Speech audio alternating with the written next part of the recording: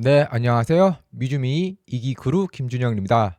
오늘 장 시작 전까지 살펴볼 미국 증시 이슈 세 가지를 시작하도록 하겠습니다. 먼저 첫 번째 소식은 이 뱅크 오브 아메리카에서 나왔던 소식인데요. 이 엔비디아의 실적이 좀 시장의 단기 방향성을 결정할 것이다 라는 소식입니다. 많이들 아시다시피 일단 엔비디아는 어떻게 보면 이번 S&P 500에서 지금 아직까지 마지막으로 남은 이런 빅테크 중에서 실적 발표 기업이자 또 어떤 식으로 본다면 가장 S&P 500에서 지금 중요한 실적 발표다라고도 말씀을 드릴 수 있겠는데요. 이 뱅크 오브 아메리카 역시도 자신들의 리서치 결과 이번에 엔비디아 실적이 역시 매우 중요하다라는 점을 좀 발견했다고 전했습니다. 일단 기본적으로 미국 증시는 최근에 선거부터 시작해서 금리 아니면 연준의 움직임 등에 초점을 맞추고 있지만 이런 옵션 시장에서의 거래나 결과들을 좀 살펴보면 엔비디아가 시장에 미칠 영향이 더욱 크다며 이번에 수요일에 있을 이 엔비디아의 실적 발표가 미국 주식시장의 좀 단기 방향성을 결정할 수 있다라고 전했습니다. 일단 이 왼쪽에 보이시는 표는 이 내재적 변동률인데요. 이 엔비디아 실적 발표가 보이는 엔비디아의 이런 내재적 변동성이 왼쪽에 있는 이 빨간색으로 표시되어 있는 부분이고 그 외에 엔비디아보다 조금 더 낮게 있는 모습이 이 다음 분기에 이 논판 페이롤 즉 이제 비농업 고용지표 그리고 CPI 그리고 FOMC입니다. 즉 현재 엔비디아의 이런 내재 변동률이 방금 살펴본 이 FOMC나 CPI 아니면 비농업 고용지표보다도 현재 높다라는 것을 이 옵션 거래를 통해서 좀 확인할 수 있었는데요. 그만큼 이제 엔비디아가 시장에 미치는 영향이 크다라는 점을 좀 확인해 주시면 좋을 것 같고 또 이 오른쪽에 보이시는 표는 엔비디아와 이 S&P 500의 이런 암시적인 어떤 변동성입니다. 즉 엔비디아 실적 시즌에 이런 움직이는 변동성이 지금 S&P 500과 움직임이 거의 동일한 모습을 굉장히 유사한 모습을 보이고 있는데 이러한 모습을 보이는 것에서 이미 엔비디아가 시장에서 굉장히 중요한 영향으로 엔비디아 실적이 전반적인 시장에 크게 영향을 미치는 모습을 확인할 수 있다라며 이렇게 뱅크 오브 아메리카는 엔비디아가 지금 옵션 거래에서의 이런 움직임을 통해 S&P 500에서 큰 영향을 미치고 있다라는 것을 좀 확인하는 모습을 보였습니다.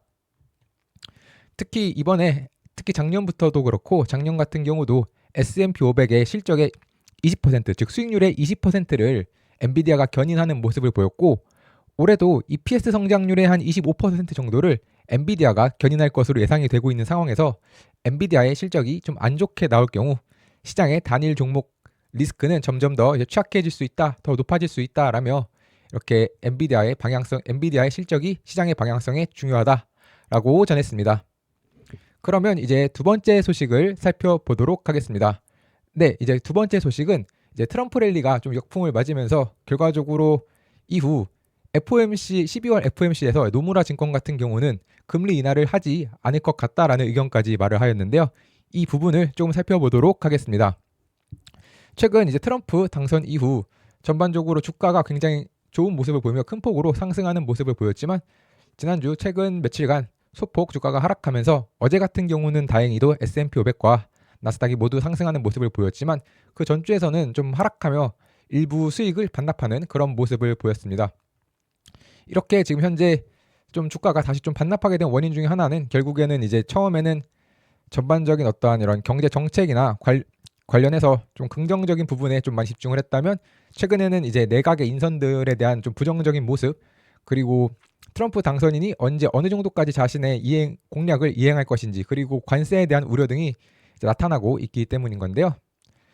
이에 대해서 이제 머피 앤 실베스트 웰스 매니지먼트의 수석 자산 고문이자 시장 전략가인 폴 놀테는 시장이 트럼프 경제 정책의 긍정적인 결과를 가격에 반영하기 위해 서두르고 있지만 그렇게 쉽게 되지는 않을 것이다라며 이런 회의적인 모습을 보였습니다. 네, 그래서 이제 왼쪽에 이 보이시는 표를 보면 트럼프 대통령 당선인이 당선되고 나서 좀 경제적으로 긍정적인 어떤 기대감에 따라 채권 금리가 상승함에도 불구하고 주가도 함께 상승하는 그런 모습을 보였는데 채권 금리가 점점 4.5%에 다다름에 따라 이 부분이 이제 전반적인 주가에 악영향을 좀 하방 압력을 줄 수 있다고 전했습니다.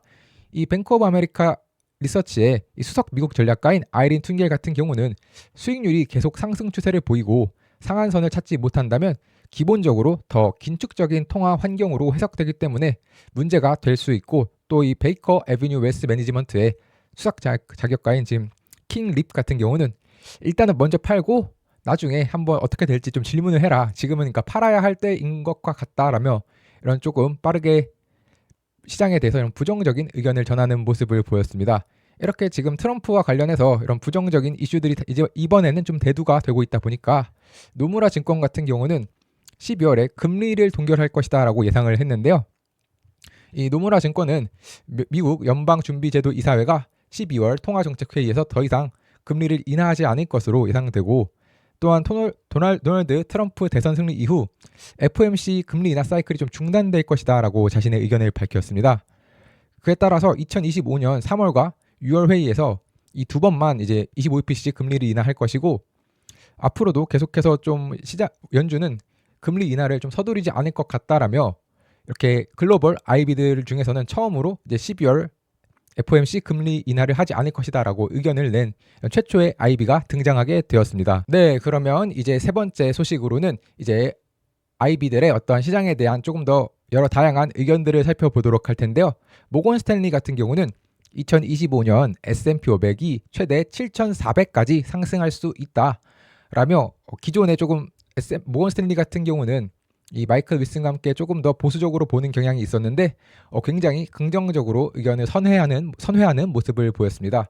이번에 미국 주식에 대한 투자 의견을 비중 확대로 변경한 후 기존에 2025년 6월까지는 목표치가 한 5,400 정도였는데 이를 이제 2025년 연말까지 기본 6,500에서 불시나리오로 가면 7,400까지 상승할 수 있다고 입장을 변경했습니다. 이번 입장 변경에 대해서 이 모건 스탠리는 기본적으로 이제 시장에 펀더멘털이 좋다라는 어떤 확신이 커졌고, 또한 이런 밸류에이션이 이렇게 시장의 확신이 커짐에 따라 풍부해져야 한다라며 이 밸류에이션의 변경이 목표가 인상의 원인이라고 밝혔습니다. 특히 미국 예외주의와 함께 이제 미국은 계속해서 성장을 해나갈 텐데 2025년 EPS의 성장률은 13%, 2026년 같은 경우는 EPS 성장률 12%가 예상이 되고, 이렇게 금리 인하 사이클이 시작된 시점에서 평균 이상의 수익 성장과 완화적인 통화 정책 기간에는 멀티플이 크게 하락하는 압축되는 경우가 드물다라고 하며 한 포워드 PER로 21.5배 정도를 인정받을 수 있을 것이다라고 전했습니다. 다만 이제 미국 이외에 앞서 말씀드린 것처럼 이제 이 모건 스탠리는 미국 예외주의를 좀 말했기 때문에 반대로 일본까지는 좀 전반적으로 낙관적이지만 유럽의 경우는 관세 그리고 중국에 대한 노출도가 높기 때문에 좋지 않을 것 같다라고 하며 이 투자 등급을 중립으로 낮췄고, 또한 최근에 올해 굉장히 좋은 상승을 보였던 금에 대해서도 좀 상승 여력이 제한적이라고 전했습니다. 이렇게 시장에 대해서 모건 스탠리는 낙관적으로 자신의 의견을 바꾸는 모습을 보였지만, 골드만삭스 같은 경우는 오히려 포트폴리오를 좀 다각화해야 한다라고 하며 조금은 시장에 대해서 조심하자라는 이런 견해를 보였습니다. 골드만삭스는 작년에 주식 가치가 좀 전반적으로 급등을 많이 했기 때문에 추가적인 상승 여력이 거의 없다라고 밝히며, 작년 11월 이후부터 12개월 동안 주가가 29% 상승했고, 그렇기 때문에 지금부터는 포트폴리오를 좀 다각화해서 대비를 해야 한다라고 말하며, 이 모건 스탠리는 오히려 좀 해외에 대해서 미국 예외주의를 말하며 해외에 대해서 그다지 좋지 않은 견해를 보였지만, 오히려 골드만삭스는 이런 해외 기업들을 조금 긍정적으로 해외 기업들도 좀 투자를 하면서 다각화를 해야 한다. 그 중에서도 해외 기업들 중에서도 좀 미국에서 돈을 버는 해외 기업들에 좀 투자를 하는 것을 추천한다라고 전했습니다. 네, 그러면 이상으로 오늘 살펴볼 세 가지 소식.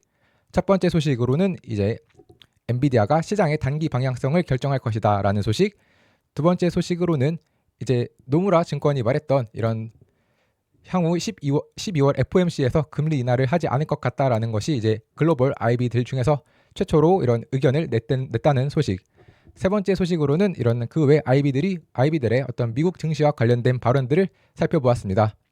감사합니다.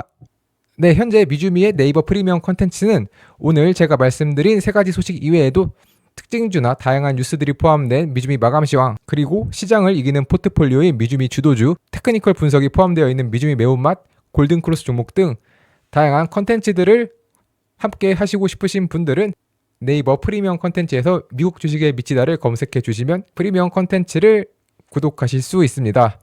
네, 구독 방법은 네이버 검색창에 네이버 프리미엄 컨텐츠 미국 주식의 미치다를 검색하시면 이렇게 네이버 프리미엄 콘텐츠가 나오는데요.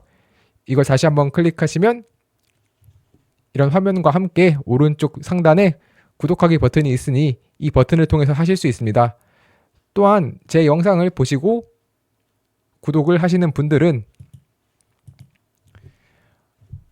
영상 하단의 상세 보기를 보시면 네이버 프리미엄 콘텐츠 구독하러 가기가 있는데 이 버튼을 누르시면 화면 오른쪽 상단에서 이제 구독하기 버튼을 눌러주시면 네이버 프리미엄 콘텐츠 구독이 가능합니다.